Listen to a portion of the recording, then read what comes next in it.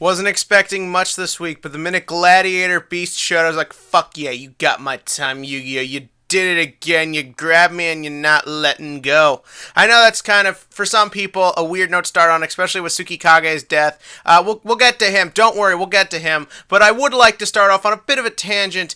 I wasn't expecting much from this episode, like I just said. I was just expecting another filler episode where we just get some fun action for 24 minutes. Maybe another sort of interesting duel, like with the pirate floodgate thing from a couple weeks ago.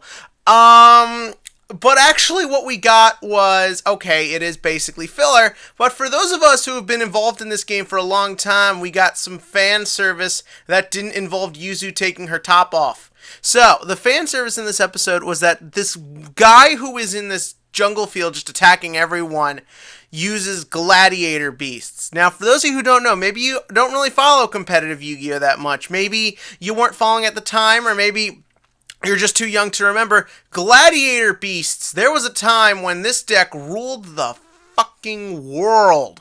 Gladiator Beasts were, I know a lot of people who said that deck was practically, at the time, almost tier 0. It was an insane powerhouse deck that basically perfected the contact fusion concept that was brought in with Neos. Basically, the way the deck worked was that every Gladiator Beast was like a Roman gladiator mixed with an animal. And the idea is that their effects activated after they attacked at the end of the battle phase. Now, nowadays, you're probably thinking, oh, wait, at the end of the battle phase? Please, duel's usually over by that point. But at the time, this was insane. Most archetypes didn't consist of predominantly effect monsters at the time, and those that did really didn't have effects that really did a ton. This deck had powerful stun, it had massive attackers, and it did a bunch of crazy stuff. Plus their contact fusions, even by today's standards, are still pretty insane. Now, I wasn't really involved in competitive Yu-Gi-Oh! At the end of GX. I didn't get in until about halfway through the 5Ds era, but the thing is, even by that point, Gladiator Beasts were still a strong deck, partially because they got support for 4 sets. This was back during the time where archetypes weren't just done after like 2 sets. The stuff got stuck around for a while, but GBs were top tier for a long time. Even the way they got power creeped out, they lost one of their best cards in the ban list. I'm forgetting the name of the card. The one that blows up spell and trap cards, it went to 1. But this is a deck where I could see them one day bringing it back, and if it gets some actual strong support as opposed to the Primal Origin support, which was just a joke, I could see this being a relevant deck again. Will we see any new Gladiator Beast show up in Arc 5? Hard to say. We'll see where things go with this mystery character, but for right now, I am really happy to see, a relevant deck come in. It's like when Constellars and Gem Knights and X-Sabers showed up back even a year ago at this point. It just sort of felt good to see stuff from the real world get its due and be used properly, so we'll see what happens. Now, as for the rest of the episode, I really liked seeing the stuff with the Academia students. I really liked seeing, we got really an idea just how frickin' twisted these teachers treat these students, like telling these kids, oh, don't worry, all of you will die except for one of you, and you will be the soldier. Like, I could really see how that could create some psychopaths, like it does with the obelisk forces. I really liked that. I liked that each student had an original design. It wasn't like everyone just had a stock footage look like it does in most animes. Everyone sort of had this originality to them, and it kind of made them feel more personal.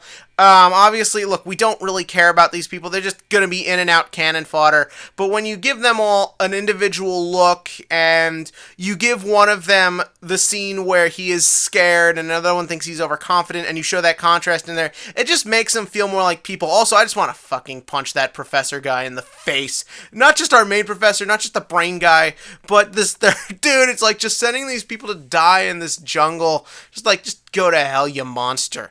And then moving on, again, I'm trying to really save the Tsukikage stuff for the end. We had Aster running into Yugioh. Again, I still don't understand how Yugioh isn't dead. I don't even know why they didn't capture Yugioh. Why would you leave someone who's probably relevant to everything, just let him stay behind?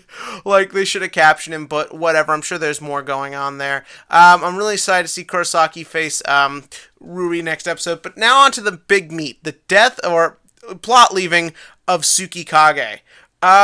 When this character was introduced and I realized he was going to be sticking around, I did not expect to care for him.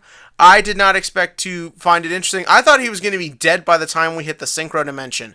But when he left in this episode, I actually felt sad for him. Like, here's the thing. He really hasn't had really the freaking... Oh, shut up, you stupid cell phone. He didn't really have an arc, per se, but, okay, he kind of had one with learning to accept the death of his brother and forgive Sora, but this guy barely has a face, so there wasn't much to do for him, but it sort of just speaks to the way Yu-Gi-Oh! Gets its characters across, to where I did kind of, when he left, I felt sad for him. It's sort of like this guy who was this dedicated, but tried this hard to protect people and help them. And yeah, he was just Reiji's manservant, but at the same time, he still was shown to care about everyone. And they gave him moments, like when he told Yuya Yuzu was safe, and when he went out of his way to protect Reiro when he did, and actually showing him. They showed it very well. Him learning to forgive Sora for what happened to the brother and all that. All that was really done well. So when he's gone, yeah, it actually matters, and you feel for him, and you care for him, and maybe that's Yu-Gi-Oh's ultimate strength. Its ability to just make you care about all of this nonsense, which, let's be real here, we all love it, but it's nonsense. We all know it's nonsense. But yeah, all in all, I thought this was a really good episode, really brought some things to a close, and brought some nice fan service for us older fans. And as always, TCG question of the week is, we're finally getting, actually, no, I have an interesting one. If any of you saw the image of the set pack for the next booster set was revealed late last week, and I assumed it was going to be Brave Eyes.